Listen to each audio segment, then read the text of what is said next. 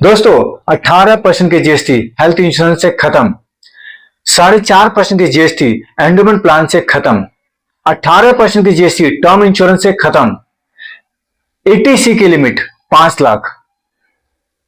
ऐसा हो जाए तो सोचिए कितना मजा आएगा। एजेंट की तो लॉटरी लग जाएगी, उसका काम दिन दुगुना रात चौगुना हो जाएगा। जी हां दोस्तों, ऐसा मैं इसलिए कह रहा हूं क्योंकि कल के बजट में ये सब चीजें आपको सुनने को मिल सकती है, सब चीजें देखने को मिल सकती है। इसके पीछे क्या रीजन है, ऐसा क्यों होने वाला है और ऐसा क्यों होगा, इसी के बारे में ये पूरी वीडियो है। इस वीडियो को पूरा जरूर देखिएगा। चैनल पर पहली बार आए तो चैनल को सब्सक्राइब जरूर कर लीजिएगा, बेल आइकन को हिट कर दीजिएगा ताकि इस तरीके की कोई भी खबर आए तो आपसे अछूती ना रह जाए। ये वीडियो काफी इंफॉर्मेटिव और काफी इंपॉर्टेंट होने वाली है, तो दोस्तों वीडियो को पूरा जरूर देखिएगा ताकि आपको अपने काम की चीजें समझ में आ जाए और उसी हिसाब से आप अपने जो करियर की प्लानिंग कर सकें। तो दोस्तों अब चलते हैं सीधा खबर पे। खबर दोस्तों ये है कि जैसा कि मैंने कहा, एटीसी की लिमिट 5 लाख, 18% की जीएसटी खत्म, 4.5% की जीएसटी खत्म।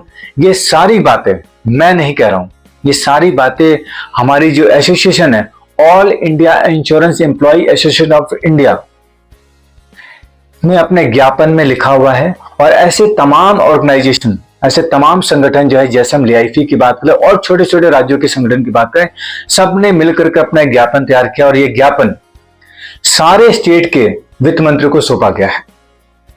सारे स्टेट के वित्त मंत्री को सौंपा गया है और हमने भी डिमांड की वो ज्ञापन की कॉपी में मिल जाए। तो ज्ञापन की कॉपी तो नहीं मिली, लेकिन उसके कुछ पॉइंट्स जो हैं, मेन पॉइंट्स हमें मिल गए, जिसके ऊपर हम आपको बता रहे हैं। ये दोस्तों मैं अकेला नहीं कह रहा हूं, ये हमारी सारी एसोसिएशन ने वित्त मंत्री को, हर राज्य के वित्त मंत्री को एक ज्ञापन सौंप दिया है और इसमें संसद में इसके ऊपर बैठक भी हो चुकी है। अब देखना है कल की बारी। कल 23 जुलाई है और कल बजट पेश होने वाला है और उस बजट से इंश्योरेंस एजेंट को, एलआईसी को 3 बड़ी उम्मीदें हैं जो पूरी हो सकती है। सबसे पहली उम्मीद, जीएसटी नाम की चीज हट जाए इंश्योरेंस से। इसके पीछे कारण क्या दिया गया है मैं आपको बताता हूं, क्योंकि जैसा कि आप सभी जानते हैं, इंश्योरेंस जो लाइफ इंश्योरेंस प्रोडक्ट या हेल्थ इंश्योरेंस प्रोडक्ट, ये कोई प्रोडक्ट नहीं है। इस ज्ञापन में लिखा है कि कोई प्रोडक्ट नहीं है, ये सुरक्षा का प्रावधान है जो कि सरकार की नैतिक जिम्मेदारी बनती है। चाहे वो राज्य सरकार हो चाहे केंद्र सरकार हो, किसी भी आदमी की सुरक्षा करना ये सरकार की जिम्मेदारी है।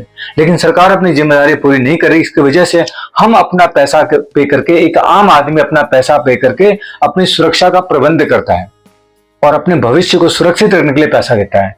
तो इससे जीएसटी हटना चाहिए और उम्मीद करता हूं आप सब लोग इस बात से सहमत होंगे। तो अपना कमेंट में जरूर लिखिएगा ताकि ये बात सरकार तक पहुंचे कि हर एक व्यक्ति ये चाहता है, तभी चीजें बन। आज हम अकेले हैं, लेकिन हम जब इकट्ठे हो जाएंगे ना तो हमसे बड़ा कोई नहीं है। तो अपनी ताकत को पहचानिए, अपनी एकता को पहचानिए। तो ये पहला पॉइंट दिया गया है कि जीएसटी को हटाया जाए, क्योंकि 18% का जीएसटी कहीं ना कहीं पे गरीब आदमी के ऊपर, आम आदमी के ऊपर बहुत बड़ा बोझ है और हम अपनी सुरक्षा के लिए प्रबंध कर रहे हैं। इसके लिए हमारे ऊपर कोई जीएसटी नहीं होना चाहिए। पहला पॉइंट। दूसरे पॉइंट की हम बात करें तो यहां पे जो 4.5% की जीएसटी है लाइफ इंश्योरेंस पे, उसको भी हटाने की बात की गई है, क्योंकि वो भी कहीं ना कहीं नाजायज है। और टर्म इंश्योरेंस पे 18% तो बिल्कुल नाजायज है। तो ये तीनों तरह की जो जीएसटी है, चाहे वो टर्म इंश्योरेंस पे लग रही है, चाहे हेल्थ इंश्योरेंस पे लग रही है, चाहे लाइफ इंश्योरेंस पे लग रही है, इसको हटाने की मांग की गई है, पुरजोर तरीके से मांग की गई है। और इसमें साफ साफ इसका तथ्य दिया गया कि ये मतलब कह लीजिए जायज नहीं है किसी भी तरीके से, क्योंकि ये सरकार की जिम्मेदारी है सुरक्षा प्रदान करना, स्वास्थ्य की सेवाएं प्रदान करना सरकार की जिम्मेदारी है। सरकार अगर अपनी जिम्मेदारी को पूरा नहीं कर पा रही है तो सरकार आम आदमी की जेब ना काटे। दूसरी चीज में जो बात की गई है, जितनी भी 4 कंपनियां हमारी हैं, 4 हमारी नेशनलाइज कंपनियां हैं जनरल इंश्योरेंस की, उसको एक करने की बात की है ताकि मार्केट को कंपटीशन दिया जा सके। अब चारों कंपनियां अलग अलग तरीके से काम कर रही हैं, अलग अलग लेवल पे काम कर रही है। इन चारों को इकट्ठा करने की बात की गई कि चारों कंपनियां अगर इकट्ठी हो जाए तो मार्केट शेयर भी बढ़ेगा सरकारी कंपनियों का और कहीं ना कहीं पे काम में भी बढ़ोतरी होगी, कंपटीशन भी अलग लेवल का होगा। तो जिससे कर्मचारी नहीं बटेंगे, एजेंट नहीं बटेंगे। तीसरे पॉइंट की दोस्तों अगर हम बात करें तो बहुत ही वैलिड पॉइंट है ये, और इस बात को तो हमें सबको समर्थन करना चाहिए और कमेंट में इसको लाइक करके या लिख करके आप समर्थन कीजिए कि हम सब इस चीज से सहमत है। सरकार जो भी एलआईसी से प्रीमियम कलेक्ट करती है, उस पैसे को देश की परियोजनाओं में, प्रोजेक्ट में लगाती है और देश का डेवलपमेंट करती है। तो यहाँ पे सरकार की जिम्मेदारी बनती है कि जो भी पॉलिसी धारक है जो प्रीमियम पे कर रहा है उसको कर में बिल्कुल छूट मिलनी चाहिए और बड़ी छूट मिलनी चाहिए। जीएसटी की छूट तो मिलनी चाहिए, प्रीमियम पे भी पूरा पूरा छूट मिलना चाहिए। ये 5 लाख के बाद टैक्स वाली बात है कि इसको खत्म करना चाहिए, ये नहीं होना चाहिए। चाहे प्रीमियम 10 लाख दे, चाहे प्रीमियम 10,000 रुपए दे, पूरे पूरे प्रीमियम पे उसको टैक्स रिबेट मिलना चाहिए, क्योंकि ये पैसा सरकार अपने काम के लिए इस्तेमाल कर रही है और सरकार देश का जो प्रोजेक्ट है, देश के जो डेवलपमेंट का काम है वो इसी पैसे से करती है। और लाखों करोड़ों अरबों रुपए सरकार एलआईसी से इकट्ठा करती है। तो ये बहुत बड़ा वैलिड पॉइंट है। उसके बाद बात की गई है, ये सारी जो मांगे हैं ये सारे ज्ञापन में लिखा गया और ये ज्ञापन जो है all India insurance employ association of India ने दिया है, साथ में डीआईएफई का सपोर्ट और छोटी छोटी ऑर्गेनाइजेशन सबका सपोर्ट है। ब्रांच लेवल पे कह लीजिए या राज्य लेवल पे कह लीजिए या डिवीजन लेवल पे कह लीजिए, सब साथ में लगे हुए और ये ज्ञापन हर जगह पहुंचाया गया, हर राज्य में पहुंचाया गया है। अब इसमें इसके ऊपर जयंत सिन्हा जी जो पूर्व केंद्रीय मंत्री थे उन्होंने चर्चा भी की थी और चर्चा काफी फ्रूटफुल रही थी। उसका रिजल्ट अभी हम बजट में देखने को मिलेगा। इसमें चौथी पॉइंट की बात जो की गई है वो ये की गई है कि सरकार जो है 3.5% का स्टेक जो है प्राइवेटाइज कर चुकी है, यानी मार्केट में ला चुकी है, मार्केट के अंदर डिफ्यूज कर चुकी है। तो अब उनके पास 1.5% का स्टेक बचा हुआ है, जो कि एज पर नियम, एज पर इंश्योरेंस एक्ट और एज पर एलआईसी एक्ट के तहत तो सरकार को 5% का स्टेक दिया गया है। 95% एलआईसी के पास है।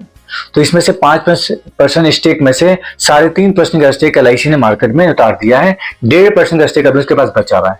तो यहाँ पे एसोसिएशन ने यह भी गुहार ली कि इसको और बड़ा ना किया जाए और एलआईसी को प्राइवेटाइजेशन से बचाया जाए। अगर एलआईसी भी प्राइवेटाइज होगी और इस तरीके से मार्केट में इसके स्टेक को लाते गए तो एलआईसी भी एक दिन प्राइवेटाइज हो जाएगी और प्राइवेटाइज होने के बाद इसकी स्थिति और खराब हो सकती है। तो इसको बचाए रखने के लिए एलआईसी ने एसोसिएशन से गुहार लाई है, सरकार से गुहार लाई कि अपने स्टेक को सीमित रखें, उसको और बड़ा ना करें मार्केट में ले जाने के लिए। अब यहाँ पे जो बात आती है जीएसटी की, बात आती है इनकम टैक्स की, यहाँ पे सरकार से एक और डिमांड की है कि जो जीएसटी का जो दायरा है वो तो खत्म करना ही है, क्योंकि अगर एक आम आदमी की हम बात करते हैं, एक आम आदमी हर पड़ाव पे टैक्स पे करता है, हर पड़ाव पे टैक्स पे करता है। अगर हम पानी की बोतल भी खरीदे तो उसमें भी हमने टैक्स पे किया हुआ है। हम कहीं पे अगर किसी कैफे में चाय भी पी रहे हैं तो वहां पे भी हमने टैक्स पे किया हुआ, उसके बाद इनकम टैक्स पे करना। तो ये सरकार का जो सिस्टम है कहीं ना कहीं पे बेवजह है और कहीं ना कहीं पर लचर है सरकार के सिस्टम में कि हर जगह पर टैक्स पे करने के बाद भी इनकम टैक्स पे करना पड़ता है। जब किसी व्यक्ति ने 20,000 कमाए हैं तो 20,000 कमाने के ऊपर टैक्स तो दे ही दिया उसने, उसका जहां जहां सामान खरीदा वहां भी टैक्स दे रहे हैं। तो इस सिस्टम कहीं ना कहीं सिस्टम में बहुत बड़ा लूप होल है, तो इसको ठीक करने की जरूरत है। और इसमें सरकार से एक और गुहार लाई गई कि जो एटीसी की लिमिट है उसको 5 लाख करना चाहिए, ताकि मिडिल क्लास फैमिली ज्यादा से ज्यादा आगे बढ़कर आए और अपनी सेविंग को एक्सपोज करे, सेविंग का एक्सपोजर बढ़ाए, इन्वेस्टमेंट को लेकर आए, तभी जाके सरकार की ग्रोथ होगी, तभी जाके एलआईसी की ग्रोथ होगी, तभी जाके इस देश की ग्रोथ होगी। तो यहाँ पर सरकार से 3 बड़ी डिमांड रखी गई है। ऐसे डिमांडों की लिस्ट काफी बड़ी है, लेकिन 3 जो मेन डिमांड है वो सबसे पहली है जीएसटी को हटाने की बात की गई है, दूसरा जो आपका एटीसी की लिमिट उसको बढ़ाने की बात की गई है और तीसरा एलआईसी को प्राइवेटाइजेशन की तरफ जाने से रोकने की बात की गई है। तो ये 3 मांगे हमें कल देखने को मिलेंगी बजट के अंदर कि इन तीनों पे क्या क्या, ये 3 मांगों के ऊपर हमें कल बजट में रिजल्ट देखने को मिलेगा कि इनमें से कौन सी मांगे हमारी पूरी होती हैं। और अगर उम्मीद करते हैं तीनों मांगे पूरी होगी तो कहीं ना कहीं पे एलआईसी एजेंट की तो लॉटरी लग जाएगी और यहाँ पे आम आदमी का निवेश आना शुरू हो जाएगा, बचत आना शुरू हो जाएगा और कहीं ना कहीं पे एलआईसी की ग्रोथ की जो स्टोरी है वो आगे बढ़ते हुए दिखेगी हमें और एजेंट की स्टोरी भी, एजेंट की ग्रोथ स्टोरी भी हमें देखने को मिलेगी। तो उम्मीद करते हैं दोस्तों आने वाले वक्त में, कल के वक्त में हमें अच्छी खबर सुनने को मिले। तो इस वीडियो को ज्यादा से ज्यादा लोगों तक पहुंचाएं ताकि ये वीडियो कहीं ना कहीं पे उस डिपार्टमेंट तक भी पहुंचे जहां पे ये डिमांड रखी गई है, ताकि उस पर सोचने पे, विचारने पे ये सारी बातें हो सके। क्योंकि दोस्तों कहते हैं एक छोटी शुरुआत करनी चाहिए, शुरुआत हमेशा छोटी होती है, लेकिन उसको अगर लोगों का साथ मिल जाए तो शुरुआत बहुत बड़ी हो सकती है और वो शुरुआत कहीं ना कहीं पे उस अंजाम पे जा सकती है जिसके लिए वो शुरुआत की गई थी। तो आपसे यही उम्मीद करेंगे इस वीडियो को ज्यादा से ज्यादा लोगों तक शेयर करें, ज्यादा से ज्यादा लोगों को फॉरवर्ड करें ताकि वो भी इस जानकारी से अपने आप को अपडेट कर सकें। दोस्तों इस वीडियो को देखने के लिए और अपना कीमती वक्त देने के लिए आप सभी लोगों का तहे दिल से धन्यवाद। मिलेंगे ऐसे किसी टॉपिक में अगले वीडियो के साथ, तब तक के लिए नमस्कार, जय हिंद, जय भारत।